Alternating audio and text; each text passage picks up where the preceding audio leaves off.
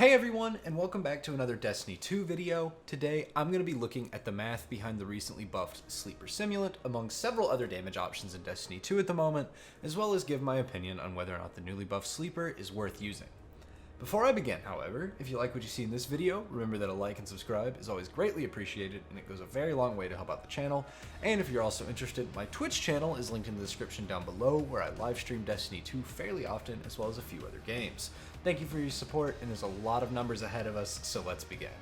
Sleeper Simulant, as of update 3.2.1, has now received the full buff given to all linear fusion rifles' precision damage. Precision shots with Sleeper will now do 16.5% more damage than they did before Season of the Splicer. Bungie, in the July 1st TWAB update, outlined their goal for the Sleeper Simulant as follows. Sleeper Simulant didn't receive any custom tuning when we updated linear fusion rifles, but because it has much higher body damage than other LFRs, it didn't benefit as much as intended from the global buff to precision damage scaler. Sleeper will now be the clear winner for single shot LFR damage, edge out other LFRs for burst damage, and largely match others for total damage for reserves. Also note that Sleeper's penalty for hitting the body rather than the head is much lower, giving it an edge in real world damage. They also fixed an issue where the Sleeper Simulant was benefiting less than other LFRs from the Season of the Splicer LFR precision damage buff, bringing the total buff now to 16.5 compared to the other 15% buff all other LFRs received. So basically, Sleeper was passed over for the first round of linear fusion buffs because it doesn't have as harsh of a penalty for landing body shot damage as opposed to precision hits. However, after this buff, Bungie has said that it is the clear winner in terms of single shot LFR damage, as well as the fact that it will be able to largely match others for total damage for reserves. This all seems pretty good, but it should definitely first be compared to some other options currently in Destiny for long-range burst and DPS options, and then we can come to our own conclusions as a result based on the math. Just as a heads up, any of the exotics tested in this video do have their catalysts, including Sleeper, as of Season 14. And any legendary weapons were tested with no mods equipped unless stated otherwise on screen or in the video, just to help keep things consistent. If any legendary weapons are found to be extremely close to an exotic in terms of damage, it's very likely that a boss spec mod will make the difference between higher or lower damage, seeing as that is going to be a 7% damage buff to all bosses. Starting with Sleeper, tested against the Exodus Garden 2A Lost Sector boss, it will hit for 66,856 damage per crit and 48,364 damage per body, for body shots to do 72% of the crit damage, which is consistent with Bungie's statement of Sleeper having much higher body shot damage compared to other weapons. 72% of overall possible crit damage is very high for really any weapon that is able to crit. This, paired with the fact that Sleeper doesn't have a specific perk requiring precision hits, makes it extremely forgiving for missing a crit, while also hitting a pretty good damage value on each crit. Sleeper takes roughly 6 seconds to fire all 3 shots and reload, bringing its total DPS, assuming you hit all crits, to around 33,428. If we don't count the reload, however, and go for a 1 magazine burst damage value, we get a time of around 2.1 seconds to fire all 3 shots, and dividing the total damage of 200,568 by that 2.1 second value, we get a burst value of 95,508. That's pretty high considering the fact that it is a linear fusion. If we check the damage output of one total reserve of Sleeper, we can multiply the 66,856 damage per shot value by the 13 shots in the reserve, and we get a total damage output of 869,128. For Sleeper alone, it's got pretty great burst damage, decent enough DPS, and good overall damage for an LFR, considering the fact that it is being designed as a burst weapon and not a total damage weapon, and 869,128 is quite a high value, all things considered. But how does this compare to some other options? Well, let's start with the most consistent legendary LFR currently available, that being last season's Threaded Needle. Threaded Needle with Vorpal weapon hits our Servitor boss for 45,550 per shot with a charge time of 500, and it makes it about 8 seconds to hit all 5 shots and fully reload the weapon and have it ready to fire again. This gives us a DPS value of 28,469, or a 1 mag burst of 227,750, and a full reserve damage of 911,000, since you get 20 shots with no reserve mods on. Don't let this burst damage value deceive you, however, since even though the value here is much higher than Sleeper, it's assuming all 5 crits are landed, and it uses 5 shots as opposed to Sleeper's 3. On top of that, a 5-shot mag from this threaded needle takes 2.5 seconds to fire as opposed to Sleeper's 2.1 seconds, and on top of all of that, if Sleeper misses a crit but still hits the body, it will still do very high damage, but if threaded needle misses a crit, you've completely missed your damage potential and you might as well have just not fired it at all. However, Threaded Needle, by virtue of having random rolls, can also get the perk Auto-Loading Holster. This allows it to be paired with another weapon for DPS. I started out by trying it with Witherhoard, but the main issue I found is that the time to swap to Witherhoard and fire a grenade, then swap back, was actually too fast for Auto-Loading Holster to activate, resulting in hilariously low total DPS. As such, this video will not be going over the Witherhoard Threaded Needle combo. What I did try, however, was Izanagi's Burden with this weapon. Ever since the nerf to Honed Edge's reload speed about a year ago, players have changed how they use Izanagi's Burden. Now, you fire a Honed Edge shot and load another shot, but instead of waiting through the lockout and shooting it right away, you just swap to another weapon, usually your heavy, that also has auto-loading holster, and it's usually a grenade launcher, and you empty a magazine with it. Then you swap back to Izanagi's, fire, and repeat. The time it takes to load a single Honed Edge shot is long enough that auto-loading holster should kick in on your heavy weapon and let you constantly swap between the two. I started out this round of testing with the Izanagi's Burden and the same Threaded Needle. In one 6-second rotation of this combo, I could fire one Honed Edge times 4 shot for 92,206, followed up by 5 shots of Threaded Needle for 45,550 each, again assuming nothing but crits are landed. That brought the DPS of this combo to 53,326. That value does include the time to reload a Honed Edge shot, but part of why that value is so high is that it does not include the time to reload Threaded Needle, since the auto-loading holster time is baked into the same amount of time that it takes to load a Honed Edge shot. By combining both weapons' reload time into one window by having auto-loading holster, we can amp our DPS up to some very high numbers. The total damage output of this combo across one reserve, or 5 full rotations of the swap, is 1,599,780, which is almost double Sleeper Simulant's 1 reserve damage. However, it isn't really a fair comparison, since Sleeper is only one weapon, and the Izanagi Threaded Needle combo is 2 different weapons, able to combo in tandem, on top of it being relatively difficult for most players to pull this off without much practice.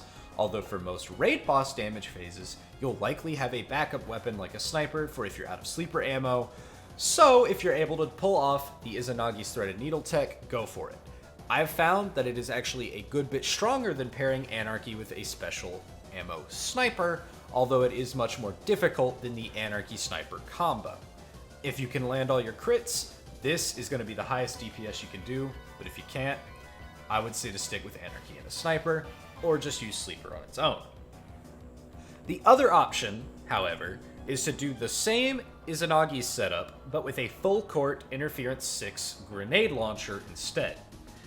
I did use a backup mag mod on this GL in order to find the correct damage numbers for it, but even given that this grenade launcher was given a mod, it did quite a bit less damage than the linear fusion rifle setup with Izanagi's. It also had the requirement of being 50 plus meters away, since that is the only way to reach max damage with full court, and by using a grenade launcher instead of a linear fusion, I was able to do 45,788 DPS, which is still very high, but a good bit lower than the linear fusion version of the combo, although it does have a trade-off of not needing to land 6 crits in one rotation, but rather 1 crit and 7 grenade launcher shots. Total damage output for one reserve of this combo is 798,474, which is less than half what the linear fusion version was able to land. In that case, if I were to bother swapping between Izanagi's and a heavy weapon, I would swap between Izanagi's and a Threaded Needle, since Sleeper Simulant alone would be enough to match Izzy in a GL and overall damage, although it would be a little lower on the DPS side of things. Still looking at burst damage in the realm of the weirdness that is the Izanagi swap, there's a weapon that has really high potential that doesn't always shine, but I think it is still worth mentioning, and that would be the Deathbringer exotic rocket launcher. It's not necessarily bad, especially after Season 14 saw the introduction of its catalyst, but there's still enough hoops to jump through with this thing that I don't see it getting a whole lot of use. However, in theory, Deathbringer is able to hit roughly 150,000 burst damage if all the Void Orbs land on target at full damage. That's over 50% higher than Sleeper's burst, but it's not super consistent, as well as the fact that the DPS on this weapon after one rocket is going to fall off pretty hard after the first rocket or two. But if we were to look at legendary rockets instead, specifically a Hazen Vengeance with Overflow and Vorpal weapon, we get a burst damage of 82,610 for one rocket and 165,220 for two, assuming that you get to do damage with the magazine overflowed. However, like the Deathbringer, your damage per second will fall off a cliff as soon as you have to actually reload the rocket launcher, and this situation becomes even worse for targets that are far away, since you might miss a rocket, or be forced to swap to something like Tracking Module, which would force you off of Overload and into the one rocket DPS, unless you were to use something like Royal Entry, which will do lower damage than the Hazen Vengeance, since it cannot get Vorpal weapon. So far, Sleeper seems to be functioning as a good intermediate between burst damage and good DPS, as well as having a pretty decent total damage output as well. I've mostly been comparing it to other high burst options so far, although some, like the Izanagi swap, do have very high DPS. However, I think that Sleeper should also be compared to weapons that have the goal of outputting high DPS and high total damage, since based on what we've seen so far, it appears to try and be a jack of all trades but a master of none when it comes to boss damage. The other thing I think we should do with Sleeper is we should try and compare it to more standard things than weird things like Deathbringer and the Izanagi's Threaded Needle swap. Starting with Praedyth's Revenge and the Ikelos Sniper, just since I already have another video out about those, we see that a Godwold Praedyth's can do 40,295 DPS, but it has a very low total damage value of just over 300,000 on its own by comparison, since its Rewind Rounds perk just pulls from reserves. The Ikelos Sniper is a little better off, since it makes use of the 4 times the Charm or Triple Tap perks, which actually generate a bullet out of thin air, making its overall damage a little bit higher, but not enough to make the difference when compared to things like Sleeper or Succession. Succession, by comparison, can, with Reconstruction and Vorpal weapon, be able to hit 27,225 per shot across around 9 seconds when you count the reload time, and this makes for a DPS value of roughly 24,200, which is very low by comparison, but you do get to do a total damage of 490,050, which is higher than almost any other sniper in the game. And you're not very likely to actually have to reload this thing, given that it is a 72 RPM with a very large magazine. Add on top of that the fact that you can run these with Anarchy, which is another 12k damage per second, and your DPS kicks up to roughly 36,200 damage, bringing it much closer to Sleeper, but you have to use 2 weapons to achieve this value. In between these types of sniper, there are the 90 RPM sniper rifles. I'll go ahead and say up front that the Uzume RR4 dropping from Nightfall Strikes is best, specifically the Adept version for being able to slot Adept Big Ones, which is just a boss and major spec combined. But so far, that has only dropped 1 week this season, even though it was supposed to drop from this week's Nightfall. There's been a bug, and it has been pushed back another 3 weeks in the rotation, and as a result, it is not currently available to me or my clanmates, and none of us have good rolls from the earlier week in the season, so I don't actually have numbers for it, and I'm just going to use Adored for my testing here. Adored has a 4-round magazine, but you get to fire 5 shots thanks to Triple Tap. It takes about 6.3 seconds to fire all 5 shots from your Adored, and the DPS for this weapon is 16,780, and with Anarchy, it comes up to about 29,000, give or take a little bit. Total damage for this thing is going to come out to about 359,448, and these values are lower than what we looked at earlier. Part of this is due to the fact that, like I mentioned earlier, none of these weapons currently have mods on, and the other part is that these are damage values for the snipers in a vacuum. They're not including Anarchy, which you would most definitely be using for boss damage, seeing as it has not been nerfed yet, And you can fire 2 Anarchy bolts on a target and just tick away with your sniper rifle. When you factor in Anarchy, you'll probably be looking at total damage values of roughly 1.5 times the damage values I've listed above, seeing as, again, those are just the values for each sniper rifle in a vacuum. Sometimes a little higher depending on just how long it takes you to fire all your shots for a specific sniper. The power of the Anarchy cannot be understated for DPS and overall damage values. For reference, one set of 2 Anarchy bolts will add roughly 12,000 damage per second for 10 seconds, adding about 120,000 total damage for every 10 seconds you're doing damage. However, if we were to go for a DPS or total damage-based weapon without trying to use Anarchy, we can try using something like Whisper of the Worm, which has historically been very strong.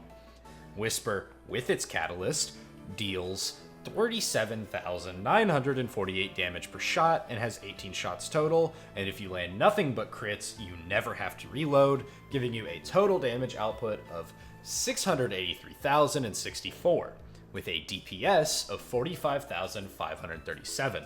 This is really, really good, but you have to have literal perfect aim to get these numbers, since if you miss a shot, you'll have to reload and you'll lose Whispered Breathing, unless you get lucky with Mulligan, but if you hit a body shot, you can't get lucky with Mulligan, and you will again have to reload and lose your Whispered Breathing perk. Compared to running Anarchy with a special ammo sniper, where missing a shot or two won't kill your damage, or compared to Sleeper, which has pretty good body shot damage as we saw earlier, this is a very high risk, high reward option that I just do not think is worth it in the current meta, especially after that Sleeper buff. Lastly, just for fun, I looked at Cloud Strike. Why? I don't really know, I just think it's neat, it's one of my favorite exotics, but I also think it's important because it shows just how busted Anarchy is for these damage phases, as well as how strong the Sleeper Simulant is to be able to punch at a similar weight as Anarchy on its own. Cloud Strike hits for 14,443 per headshot, and it gets 2 lightning storms per clip, dealing on average about 23,736 damage per lightning storm, although this is not a consistent number because the lightning storms do have a fair bit of RNG with the lightning strikes included, and it takes about 6 seconds to fire 1 clip.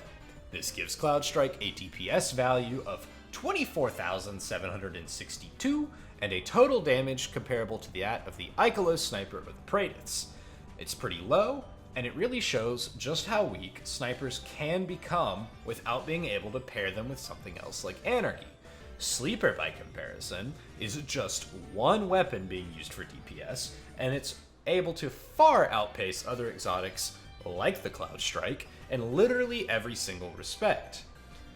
But what about close range DPS though? Because everything we've looked at so far has been long range.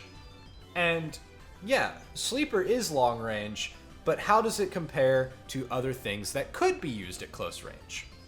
Well, for that, I'm just going to look at the double pump, hot swap, slug shotgun meta, using a god rolled heritage and a god rolled first in last out.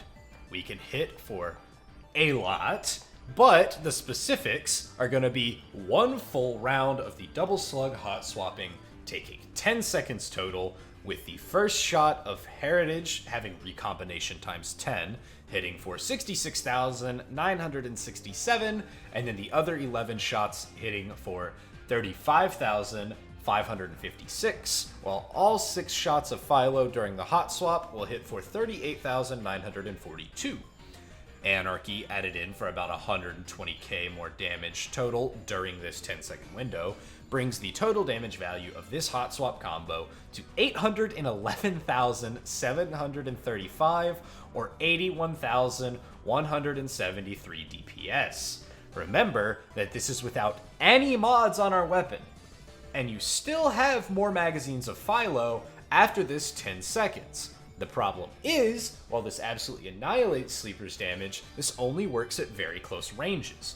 It's great for bosses like Taniks and the Templar, but it's much weaker for a lot of other scenarios where Sleeper or even snipers gain the advantage just due to their range. So to answer the question from the start of the video, is the buff Sleeper any good?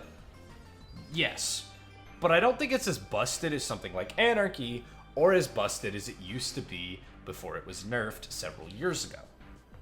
Sleeper is really good at burst, damage per second, and total overall damage, but as seen by the numbers in the video, it doesn't necessarily do more than any one thing, although, like Bungie said, it is kind of the best linear fusion. However, that's not really a bad thing, because Sleeper is really good at all three of those things, while not necessarily being the best at any of them. So it's a great one-size-fits-all for a lot of different scenarios, especially in a fight that can throw different scenarios at you. It's definitely going to see more use now, and I think it might get a lot more use depending on what the future Anarchy nerf they confirmed in a recent TWAB has in store for us.